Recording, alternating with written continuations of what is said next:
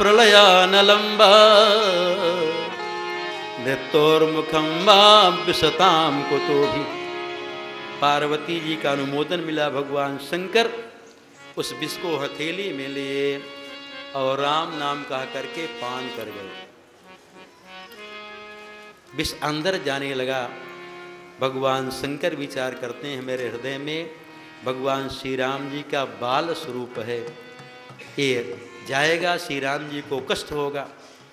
ऐसा विचार करके भगवान शंकर विष को कंठ में रोक लिए। विष कहता मैं आपको जलाऊंगा, शंकर जी कहते हैं जो इच्छा हो सो कर, लेकिन मैं तुमको गले के नीचे नहीं जाने दूंगा, नहीं मेरे राम को कष्ट होगा। वो जिस भगवान शंकर के गले को जलाया, कंठ को जलाया, भगवान शंकर का आभूषण हो गया।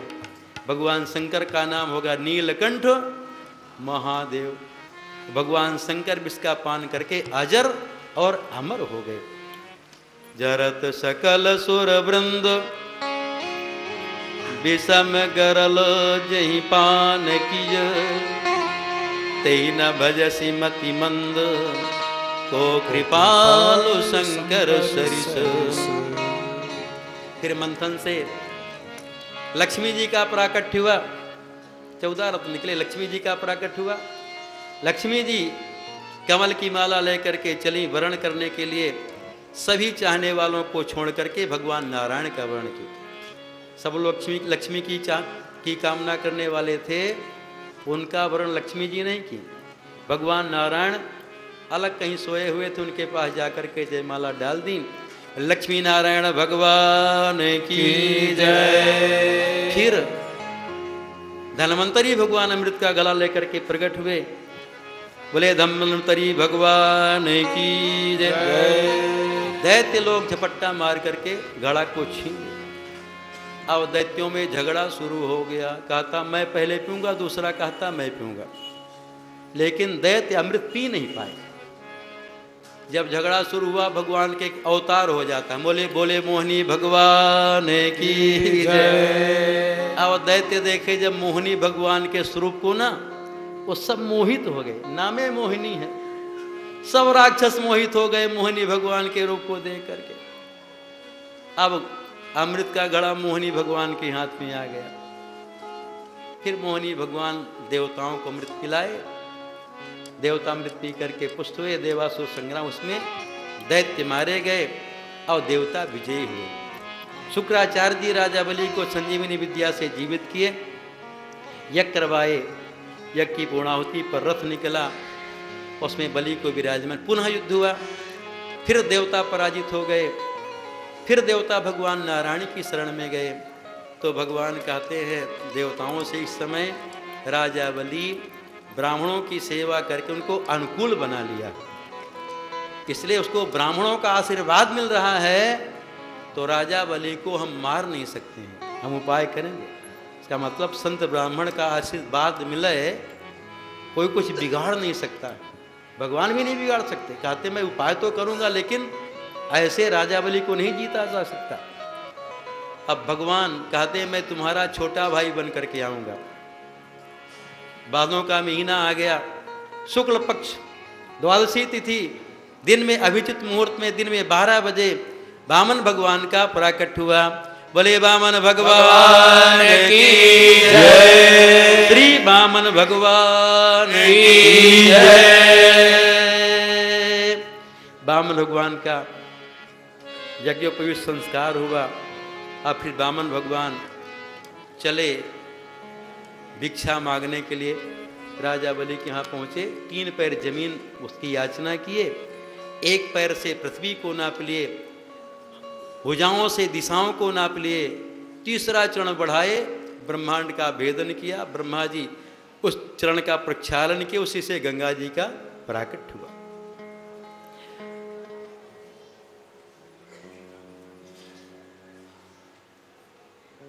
अब भगवान कहते राजा बलि से, देखो तुम 3 पैर जमीन देने का संकल्प किए हो, 1 के पैर में हम नाप लिए, 2 पैर सारे ब्रह्मांड को नाप लिए, बताओ तीसरा चरण कहाँ रखें। तो राजा बलि कहता प्रभु आप अपना तीसरा चरण मेरे सिर में रख करके मुझको नाप लें, क्योंकि हमारे आपके पास में दो वस्तु है, एक तो अहम और दूसरा मम। यही बंधन का कारण है। अहम मने मैं और मम मने मेरा। अहम और मम यही बंधन का कारण है। ये जब तक अहम और मम नहीं समाप्त होगा तब तक जीवन का कल्याण असंभव है।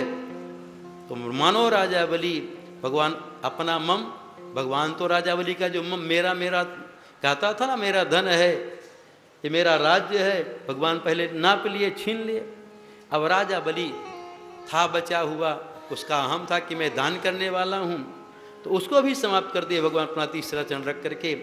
जो भगवान को अपना अहम और मम दोनों समर्पित कर देता, भगवान उसके द्वारपाल बन जाते हैं। कहते तो हम लोग भी हैं, प्रभु सब आपका है, गा रहे थे उस दिन, तन मन धन सब कुछ तेरा, गाना नहीं है तो सब कुछ भगवान का है, लेकिन केवल हम लोग मुख से कहते हैं। एक महात्मा से भगत कहता था, महाराज सब आपे का है, सब परिवार धन संपत्ति आपकी है। महात्मा उसके घर में गए, दीवाल में बहुत बड़ी टीवी लगी हुई थी, लोग बड़ी बड़ी टीवी लगाता है। और वो भगत कह दिया, महाराज आपका है। अपना डंडा लिए हुए थे, छड़ी से टीवी को तोड़ने लगे। तो कहता भगत महात्मा जी से, आप इसको क्यों तोड़ रहे हैं? महात्मा जी कहते हैं, जब मेरा है तो हम चाहे तोड़ें चाहे रखें। भगत कहता नहीं, मेरा है, आपका नहीं है। तो हम लोग केवल मुंह से कहते, लेकिन राजा बोले एकदम सत्य करके दिखा दिया। भगवान उसके द्वारपाल बन गए। बामन भगवान राजावली से कहते हैं, देखो मैं तुमको सुतल लोक का राज्य दे रहा हूँ, तुम वहाँ रहो, स्वर्ग से वहाँ ज़्यादा विषय भोग है। भगवान उसके द्वारपाल बन गए। अब कथा प्रवेश कर रही है 9वें स्कंध में। भगवान श्री राम का प्राकट्य होगा। भगवान नारायण की नाभि से कमल उत्पन्न हुआ, कमल से ब्रह्मा जी उत्पन्न हुए, ब्रह्मा जी के मन से मरीचि, मरीचि के कश्यप, कश्यप के विश्वान सूर्य हुए। सूर्यवंश में अनेक राजा हुए। एक सगर नाम के राजा हुए, जिनकी 2 रानियाँ थीं। एक रानी से तो 60,000 पुत्र उत्पन्न हुए, एक रानी का एक पुत्र था। एक बार राजा सगर अश्वमेध यज्ञ कर रहे थे, यज्ञ का घोड़ा इंद्र ले जाकर के छिपा दिए। जब घोड़ा कहीं मिला नहीं तो 60,000 पुत्र पृथ्वी को खोदे, वहाँ पहुँचे जहाँ कपिल भगवान के आश्रम में घोड़ा बंधा था। वो 60,000 एक साथ बड़े जोर से एक साथ में बोले, ये घोड़ा चोर चोर है, एस बाज हरस चोर आस्ते मिलित लोचन।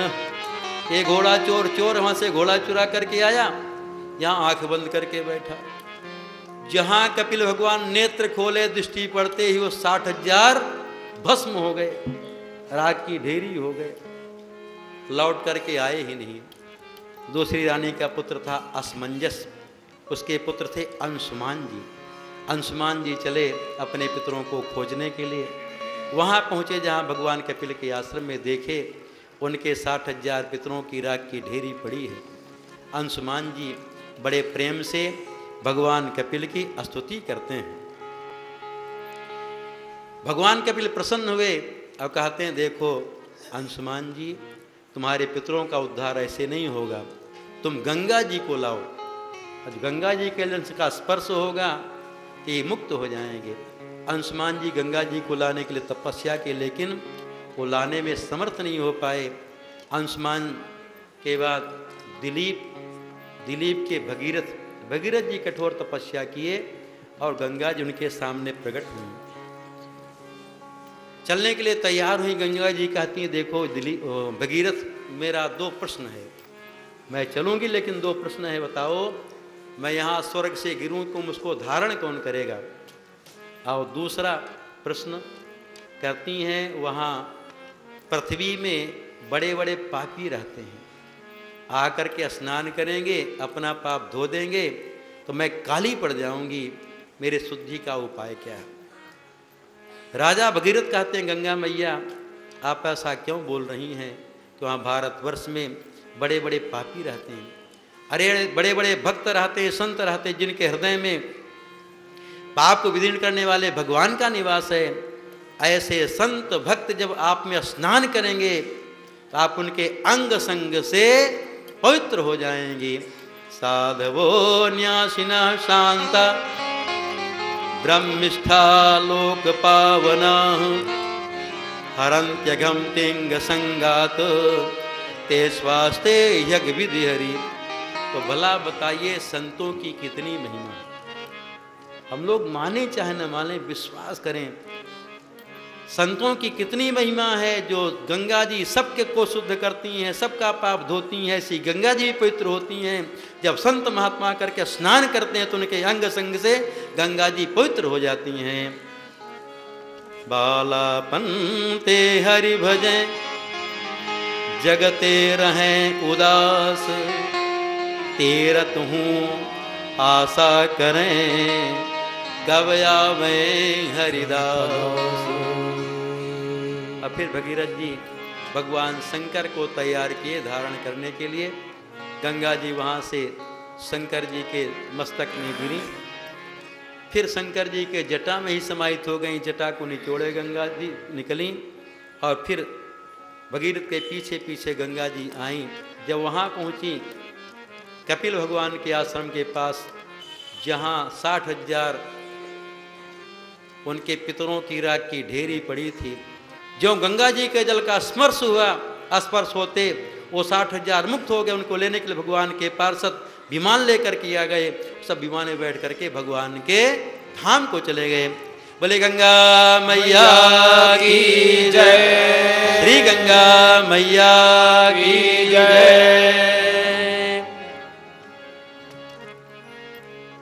खडवांग नाम के राजा हुए, उनके दीर्घबाहु, दीर्घबाहु के रघु, रघु के पृथुश्रवा, उनके अज, अवध के महाराज दशरथ।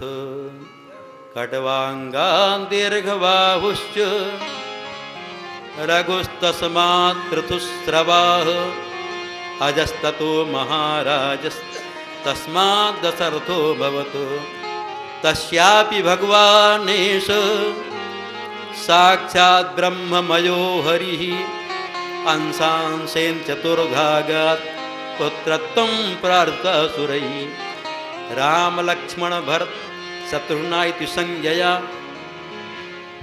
महाराज दशरथ चक्रवर्ती नरेश अयोध्या के राजा थे।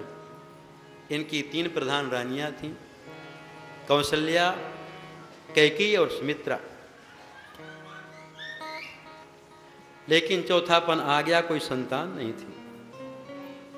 सीताराम जी की प्यारी राजधानी लागे, राजधानी लागे, मोये मीठो मीठो सरजो जी को पानी लागे। सीताराम जी की प्यारी राजधानी लागे, राजधानी लागे, मोहे मीठो मीठो सरजो जी को पानी लागे।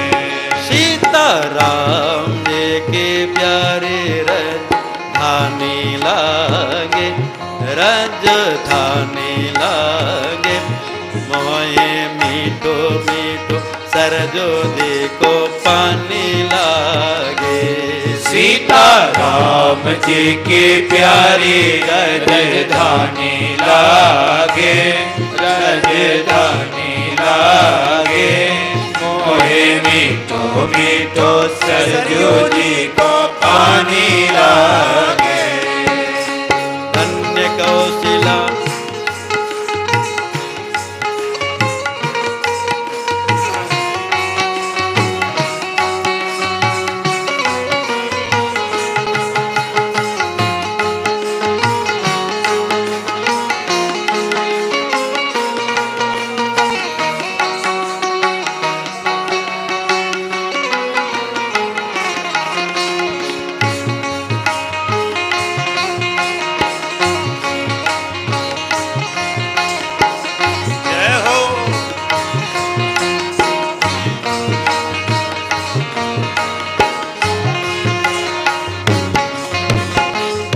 कौशिला धन्य कैकेयी धन्य सुमित्रा मैया।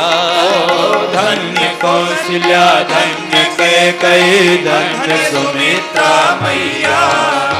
धन्य भूप दशरथ के आंगन खेल चारों भैया। धन्य भूप दशरथ के आंगन खेले चारों भैया। प्रभु की तोतले रसीले मधुरी बाने लागे, मधुरी बाने लागे। मोए मीठो मीठो सरजो देखो पाने लागे। सीता राम जी की प्यारी रजधानी लागे, रजधानी लागे। मोहे मीठो मीठो सरजू जी को पानी लागे।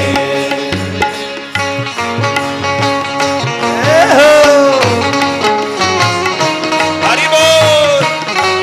दोनों हाथों से ताली की सेवा करते हो भाव से।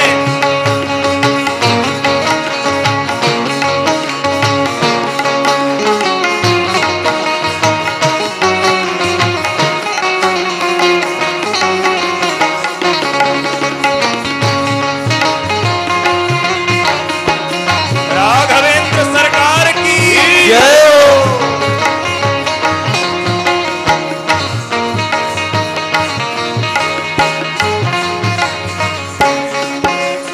राम वल्लभा कुंज दिव्य हनुमान गढ़े अति सुंदर। राम वल्लभा कुंज नित्य हनुमान गढ़ी अति सुंदर। राम वल्लभा कुंज दिव्य हनुमान गढ़े अति सुंदर। राम वल्लभा कुंज दिव्य हनुमान गढ़ी अति सुंदर। स्वयं जगत के मालिक बैठ कनक भवन के अंदर। स्वयं जगत के मालिक बैठे कनक भवन के अंदर। सीता राम